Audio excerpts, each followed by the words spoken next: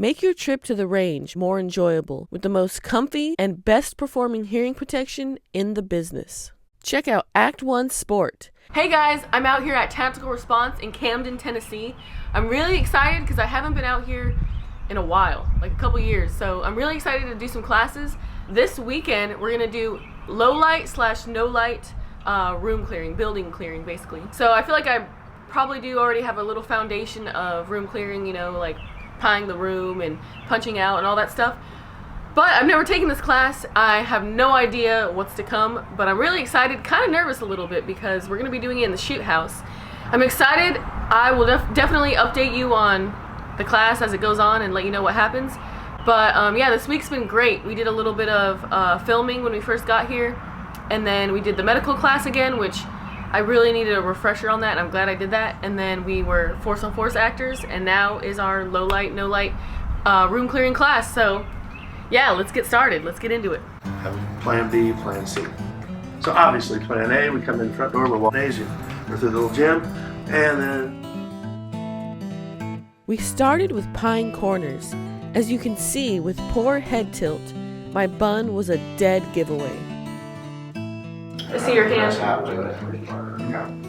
See your arm. That's what I would think there. See your shoulder. That lets your eye lead where your I see more of your body. keep working. If I see Okay. Correcting my head tilt exposes a lot less, as you can see here. Wrong way.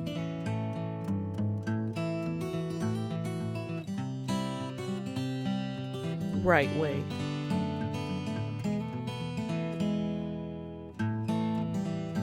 There were a lot of subtle things to learn, like the power of lighting and not backlighting yourself.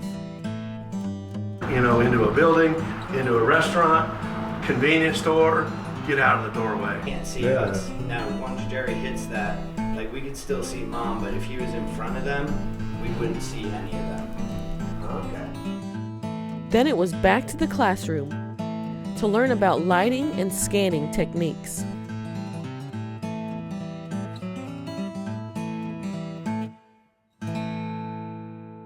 We're breaking for lunch right now. We just got through the first half of the day, and we went over a bunch of stuff. We went over, you know, cutting the pie, going through rooms, keeping your distance, and not staying in that fatal funnel right there, you know, committing.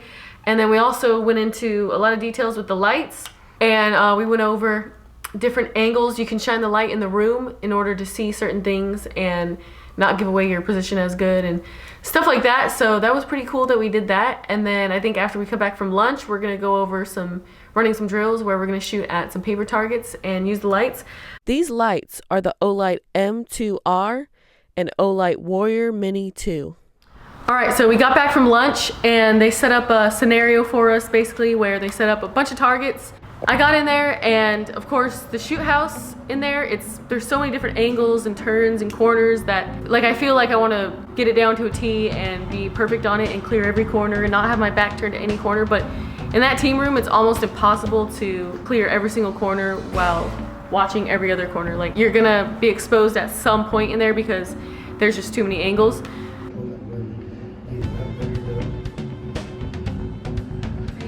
As I'm coming around the corners, I am wanting to use the retention position, you know, tuck my gun in. But some of the times I got a little sloppy and I was poking that muzzle out before anything else, and that's a big no-no because somebody could get a hold of your gun and now you're gonna fight for the gun. So they want us to go gun up as we're, you know, pieing and going around the corners so our gun's not pressed out.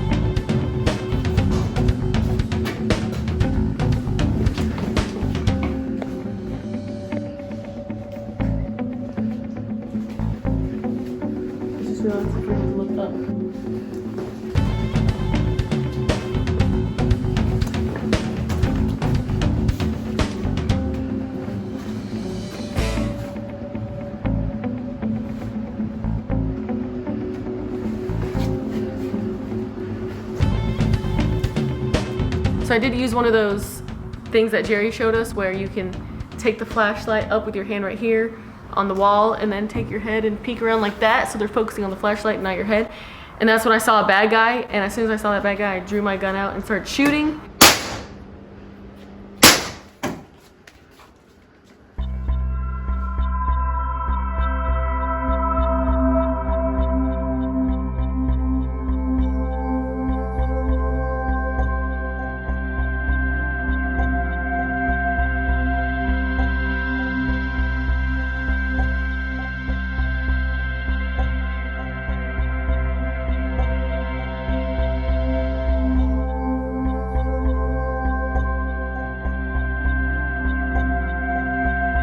Jay says room clearing is like eating a shit sandwich.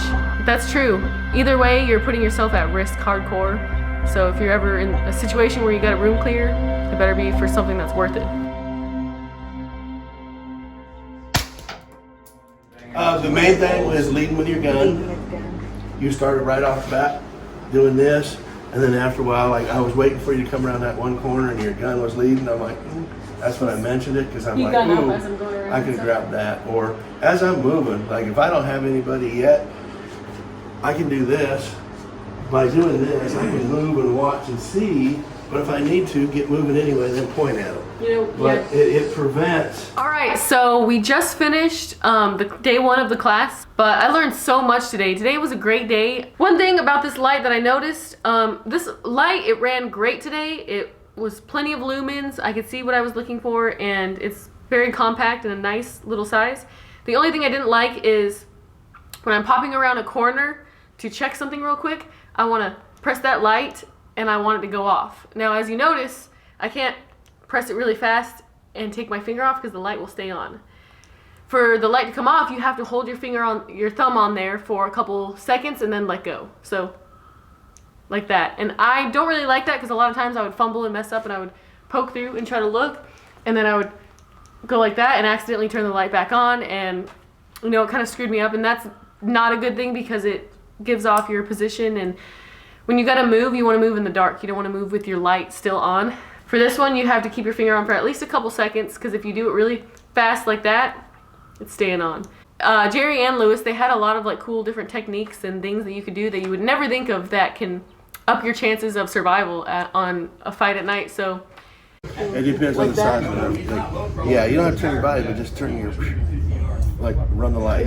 Like, lean in, run the light, fall back if you take fire. Like the first spot we get to where, like, here's the ATM, and then there's a bad guy here, and a bad guy here, and a bad guy hiding. So if I flash the whole room, I would get back in here and be like, all right, I know there's 1, 2, 3 guys. And then I would get to one, starting with that guy, or? Whatever. And we know there's at least 3, and they can move. So then from there, you can kind of make a determination what you want to come up with. Because they'll probably move. Yeah, absolutely. Yeah, I thought it was awesome. I'm excited for tomorrow. We'll see what tomorrow brings. At the very end of today, we did a scenario where we ran through the rooms and we had to find our crying baby, and there was threats in the room. And then I got to a point where I peeked around one of the corners and I saw a threat, so I shot my gun, and then I got a jam, so I poked back in. My flashlight was in my left hand because I tapped on my leg and racked on the wall, and some of that single-handed tap racking came from taking the advanced fighting pistol, and I got that gun back in the fight as fast as possible, and that's really all that matters. And then I realized I should probably get away from this threat, or get this baby away from this threat. But the angle that I was at was kind of the best, safest spot to be. So sometimes you can't really get off the X if you're in a good spot, and you just gotta beat it down on that bad guy in case he gets back up. But I did a tactical reload because that guy could have got back up. Act1sport.com.